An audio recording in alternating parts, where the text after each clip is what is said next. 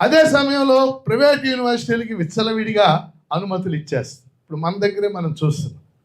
రాజధాని ప్రాంతంలో విట్ 200 ఎకరాలు, ఎస్ఆర్ఎం 200 ఎకరాలు, అమృత 150 ఎకరాలు, ఇంకా కొన్ని రాబోతాం. అలా ప్రైవేట్ యూనివర్సిటీలు, విజ్ఞాన యూనివర్సిటీ, గీతం యూనివర్సిటీ, లేకపోతే ఇవన్నీ ప్రైవేట్ యూనివర్సిటీ. ఏమిటి ప్రైవేట్ యూనివర్సిటీలో ఉన్న కోర్సులు? ఒక బీటెక్ మాత్రమే. కేఎల్ యూనివర్సిటీలో 16,000 మంది చదువుతున్నారు, అందులో 13,000 మంది బీటెక్కే. అక్కడ MA history, MA politics, MA economics, humanities కానీ, సోషల్ సైన్సెస్ కానీ ఈ కోర్సెస్ ఏ యూనివర్సిటీలో కూడా లేవు. అవి లేకుండానే మనం ముందుకు వెళ్ళిపోతాం. వాటి యూనివర్సిటీలు, ప్రభుత్వ యూనివర్సిటీలు బలహీనపడిపోయి వాటిని స్ట్రెంగ్తన్ చేయాలి. అలా స్కూల్ ఎడ్యుకేషన్లో కూడా ఈరోజు ఆంధ్రప్రదేశ్లో 74 లక్షల మంది పిల్లలు చదువుతున్నారు పాఠశాల, 74 lakhs. ఈ 74 లక్షల్లో 37 లక్షలు ప్రభుత్వ పాఠశాలలు ఉంటే 37 లక్షలు కార్పొరేట్ ప్రైవేట్ స్కూల్స్లో. సంవత్సరానికి గవర్నమెంట్ స్కూళ్ళల్లో పిల్లల సంఖ్య తగ్గిపోతుంది. ఏమిటి కారణం? ఏ ప్రభుత్వం వచ్చినా, అది నేను ప్రభుత్వం జగన్మోహన్ రెడ్డి, చంద్రబాబు నాయుడు అని నేను మాట్లాడతాను. ఏ ప్రభుత్వం కూడా పాఠశాల విద్య ఇలా ఉండాలి, ఒక సమగ్రమైన విధానం, విద్యావేత్తలతో కమిషన్ వేసి ఆ కమిషన్ ద్వారా కొన్ని రికమెండేషన్ చేసి దాని ద్వారా డెవలప్ చేద్దాం ఏం లేదు. ఏ ప్రభుత్వం ఇప్పుడు మన జగన్మోహన్ రెడ్డి మీరు అందరూ వినుంటారు, మొత్తం తెలుగు మీడియాన్ని రద్దు చేస్తారు, మీరు ఫాలో అయ్యారు. అంతేకాదు 3, 4, 5 తరగతులు ఎక్కడైనా ఎలిమెంటరీ స్కూల్లో ఉంటాయి, ఆయన హై స్కూల్లోకి పంపించాడు. దానివల్ల చాలా డ్రాప్ అవుట్స్ జరిగింది. జియో నెంబర్ 117 అని ఇచ్చాడు, దానివల్ల కొన్ని నష్టాలు జరిగాయి. ఆయన స్కూళ్ళకి గదులు కట్టాడు, అవి ఇవి చెప్తున్నాడు, కానీ పిల్లలు లేకుండా గదులు కట్టి ఉపయోగం ఏమో. చాలా నష్టం. 4 లక్షల మంది పిల్లలు తగ్గిపోయారు లాస్ట్ 4-5 years. అంటే కారణం ఏంటంటే ఎడ్యుకేషన్ అనేది అధికారులకు వదిలేసి ఆ టైంలో వచ్చిన ఐఏఎస్ ఆఫీసర్లు వాడికి ఏది వస్తే చేయటం, లేకపోతే కేంద్ర ప్రభుత్వం ఎన్ఈపి 2020 అని పెట్టి ఆ పేరు పెట్టి చేసేయటం.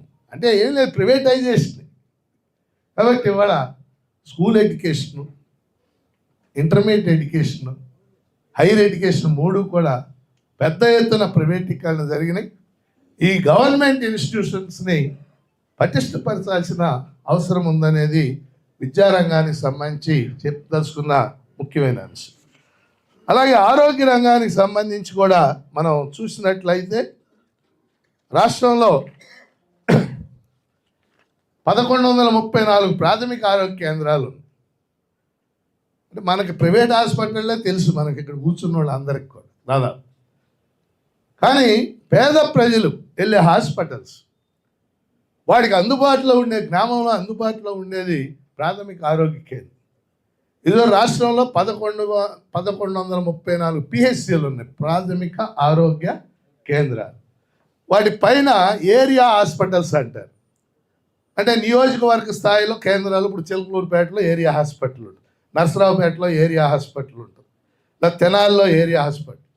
వాటి పైన టీచింగ్ హాస్పిటల్స్ అంటాం, అంటే మెడికల్ కాలేజీలతో ముడిపడి ఉన్నటువంటి. సో రాష్ట్రంలో 23 టీచింగ్ హాస్పిటల్స్ ఉన్నాయి, 1134 ప్రైమరీ హెల్త్ సెంటర్స్ ఉన్నాయి.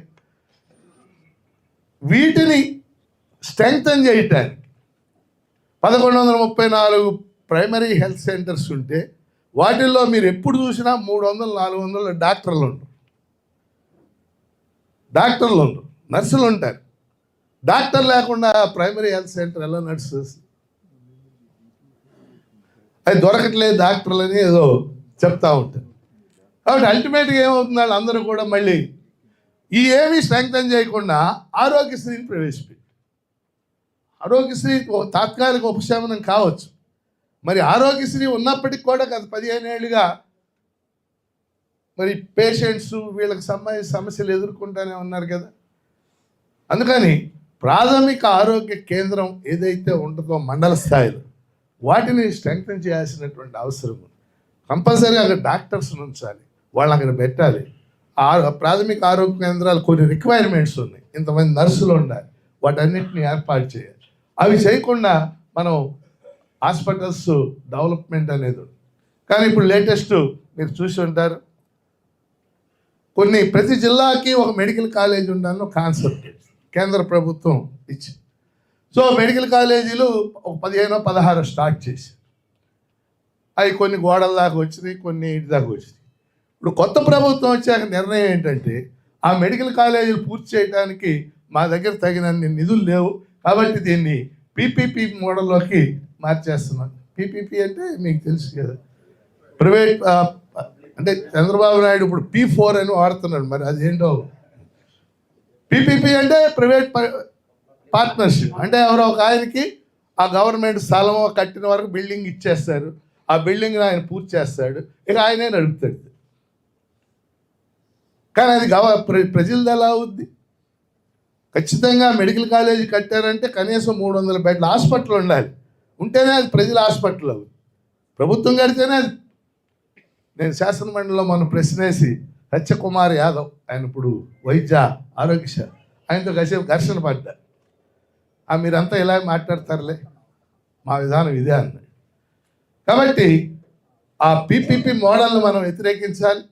అదే సమయంలో ప్రైమరీ హెల్త్ సెంటర్స్ కానీ ఇవన్నీ కూడా డెవలప్ చేయాలి. ఎందుకంటే మనం ఎంత డెవలప్ అయిందని అన్నా కూడా మనం చూస్తాం, రోజు పేపర్లో మనం చూస్తాం ట్రైబల్ ఏరియాస్ ఉంది, ముఖ్యంగా షెడ్యూల్డ్ ఏరియాస్ ఏవైతే ఉన్నాయో ఇప్పుడు అరకులో ఇలాంటి పాడేరు లాంటి అక్కడ ఎప్పటికి కూడా గిరిజన ప్రజలకి వైద్య సదుపాయాలు లేకుండా డోలీల్లో 5 కిలోమీటర్లు 6 కిలోమీటర్లు డోలీల్లో మోసుకెళ్తున్నారని మనం చదువుతూ ఉంటాం. కాబట్టి మెడికల్ అండ్ హెల్త్కి సంబంధించి వైద్య సదుపాయాలు ఆరోగ్య సదుపాయాలు పెంచడం ఒక భాగం అయితే, వాటిని ఎలా లేకుండా చేయాలనేది కూడా, జబ్బులు లేకుండా చేయాలనేది కూడా కీలకం. ఇప్పుడు ఈ జిల్లాలోనే ఎన్టీఆర్ జిల్లా ఏకొండూరు మండలం ఉంది. ఏకొండూరు మండలం జనాభా 55,000.